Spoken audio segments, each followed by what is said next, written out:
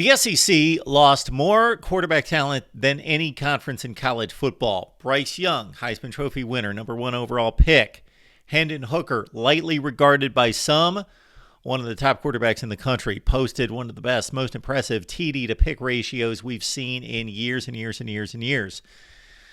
Of course, Will Levis moves on to the NFL draft just outside of the first round, led Kentucky to a number of wins. Anthony Richardson didn't accomplish much in college, but of course the vast potential moving on as a first-round draft selection. All right, let's spin it ahead to 2023.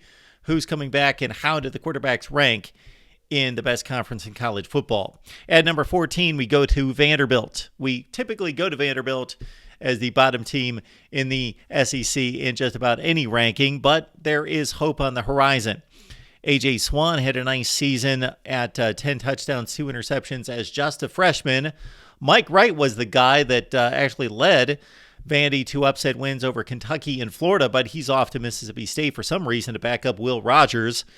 Then you've got also Ken Seals, who's been in the program for quite some time. The former starter is still around. Our number 14 team in the SEC quarterback rankings is Vandy, and most likely the starter, A.J. Swann. At number 13, we go to a crowded quarterback room where Brady Cook's been the starter for going on 2 seasons, but he's in a shaky position.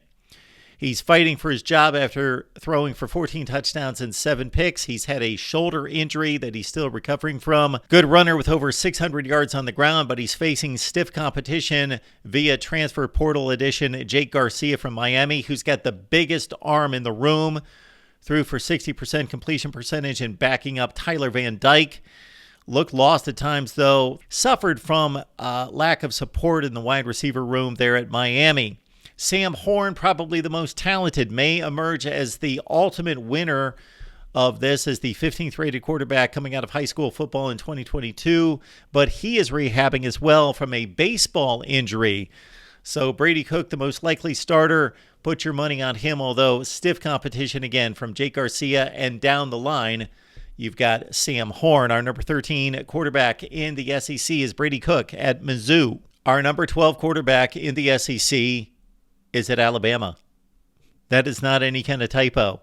That is the God-honest truth as we stand right here in May. Alabama's got the 12th best starting quarterback in the conference. Wow.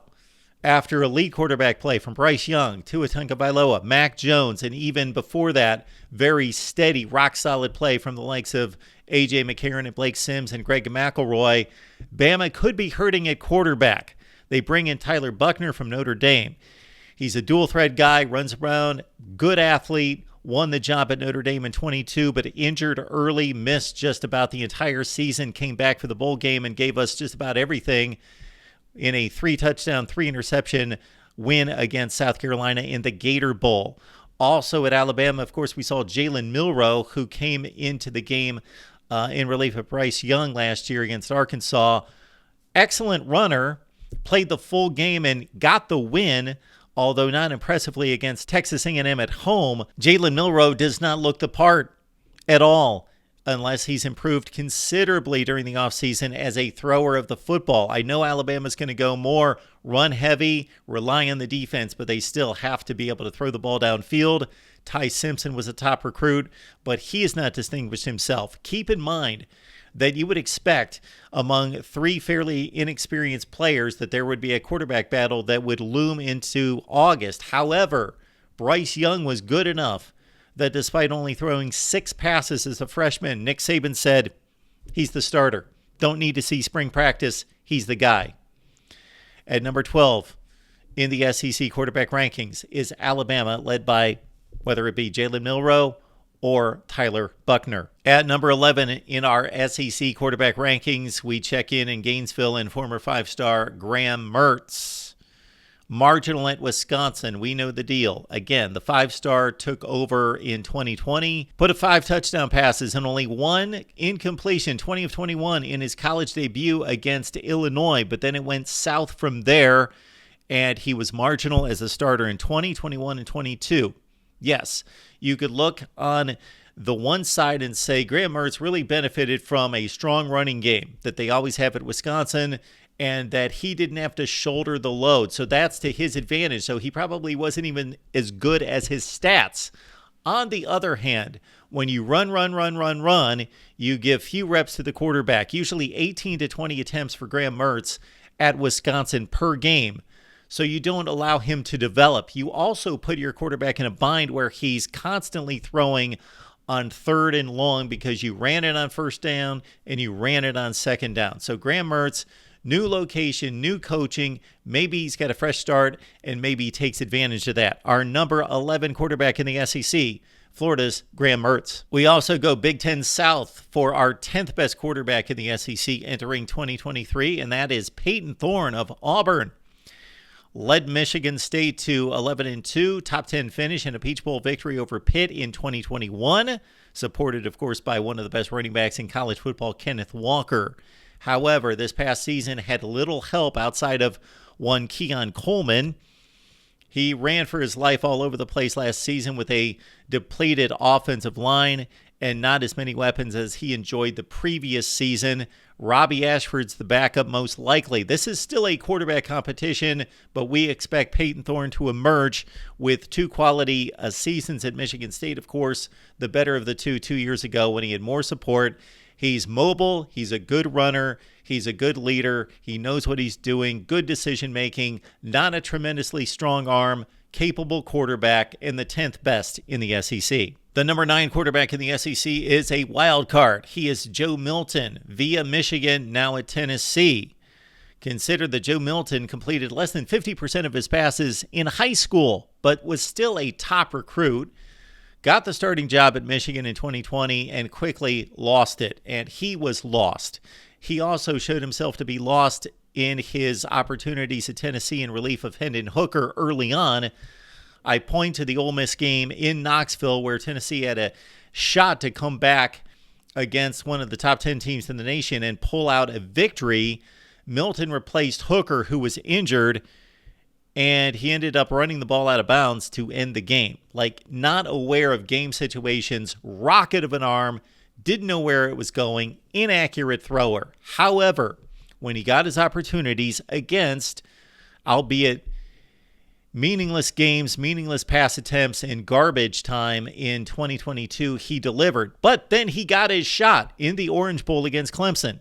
Clemson, not a vintage great Clemson defense, but still a really darn good defense in Clemson. And Joe Milton looked the part, had a huge game against the Tigers, threw 10 touchdowns and only 0 interceptions, much like Hendon Hooker, the great ratio. So he may have found a fit at Tennessee under Josh Heupel's offense. Our number 9 quarterback in the SEC is Joe Milton, Tennessee. Lane Kiffin has one loaded quarterback room, and he's got to choose one. Our choice at this point's got to go Spencer Sanders as the 8th best quarterback in the SEC. At Oklahoma State, he was often erratic, turnover prone, and didn't necessarily always get the job done. Was one of those guys that would make you jump for joy 1 minute and pull your hair out the next as a Cowboys fan. But, man, you can't disregard the accomplishments. 2 years ago, he led his team within inches of a Big 12 championship and also a college football playoff appearance. He's thrown for over 9,500 yards and totaled 85 touchdowns rushing and passing in his inconsistent career. But, again, he's played in a ton of big games. And when he's got it going, he can look like one of the best in the business. The decision-making and carelessness with the football, not the best. But he plays hurt, he leads a team, and he is a gamer. It's Spencer Sanders. But we've got to put the footnote there. He's not won the job. Jackson is the starting quarterback as of 2022 at Ole Miss. He threw for almost 3,000 yards and 20 touchdowns. Didn't necessarily light it up, but of course we know that they've got Quinshon Judkins and a fine running game with the Rebels. And also Walker Howard, the highest ceiling, the biggest arm, the most arm talent of the three, waiting in the wings with the least experience as a top 50 player coming out of high school. But for right now, we go number 8 quarterback in the SEC, Spencer Sanders, Ole Miss. We should already be used to seeing transfer quarterbacks all over these quarterback rankings, and here we get another one in Spencer Rattler of South Carolina.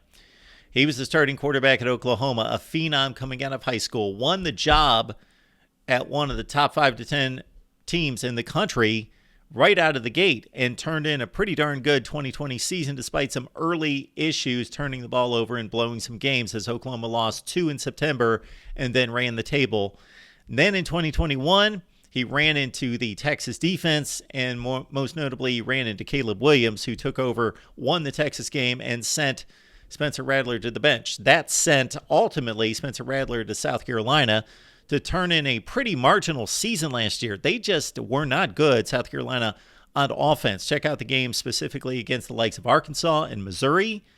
But late in the season, the whole team came together, and Spencer Rattler was certainly in the middle of that, leading them to 63 points against Tennessee, 31 against Clemson, and then despite a loss, 38 on the board against Notre Dame. He came on at the end of last season with 139 points in those 3 closing games against quality opponents. Our number 7 quarterback in the SEC, Spencer Rattler, one of the most disappointing teams in college football, of course, Jimbo Fisher's Texas A&M Aggies. They've got not necessarily a new starting quarterback, but out of the gate to start the season, game number 1, yes, a new starting quarterback that they can start with on a fresh note here with Connor Weigman, the former 5-star, came in for the injured Haynes King and outplayed him and sent King to the bench for good and ran him off to Georgia Tech. Connor Weigman can play. A couple nice showings for Weigman down the stretch against SEC opponents. In a loss against Ole Miss, they're almost 400 yards passing and 4 touchdowns. And then the closer against LSU with Texas A&M seemingly with nothing to play for. Upset LSU as Weigman threw for a couple touchdowns and 67% completion percentage against the Tigers. Our number 6 quarterback in the SEC belongs to Texas A&M. He is Connor Weigman. On to the top 5 quarterbacks in the SEC. 4 extremely experienced quarterbacks, especially for this day and age of college football. But the number 5 guy, no meaningful experience, but he plays with a big G on the side of the helmet, so that definitely means something. He is the starting quarterback most likely for the 2-time defending national champion Georgia Bulldogs. Of course, we're talking about Carson Beck. He has waited his turn. He could have left, like most quarterbacks that are of the 4- and 5-star variety across the nation that take off. He did not. He hung in there behind Stetson Bennett. He looks more polished than everybody else in the room, including Brock Vandagriff, of course, and Gunnar Stockton. He looks the part. He looks like he's going to be the guy. He's in control of the offense. We saw it during the spring game, which was just a culmination of everything that we heard during the spring session of 15 practices for the Georgia Bulldogs. Carson Beck, most likely the starter for UGA, and trying to capture a 3rd national championship, and our number 5 quarterback in the SEC.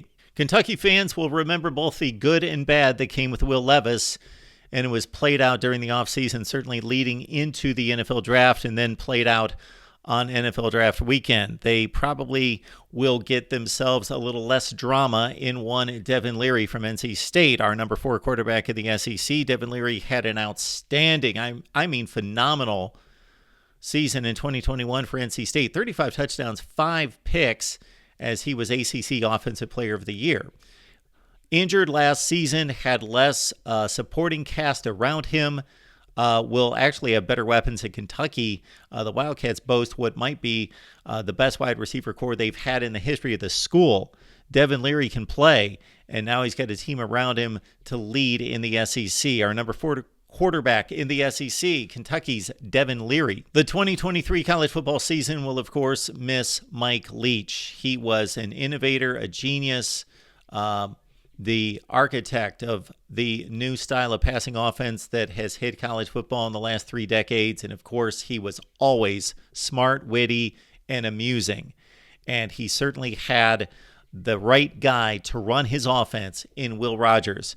Go through the litany of quarterbacks that Mike Leach developed and displayed in his days at Texas Tech and Washington State, and Will Rogers might be the best fit to run this style of offense. Now, what will this offense look like minus Mike Leach and with Zach Arnett as a defensive coordinator at Mississippi State taking over as the head coach? And there be promises of more run-heavy. Certainly, you got to play to your strength, and that's Will Rogers. But he ran that attack of the air raid arguably better than anybody else. Will Rogers, if he just turns in a Will Rogers kind of season, 3,500 yards, something in that range, 35 touchdowns. He is going to be one of the most prolific passers in the history of not just the SEC, but in the history of college football. He's going to finish in the top 5 or 6 in passing yards, attempts, completions, touchdowns.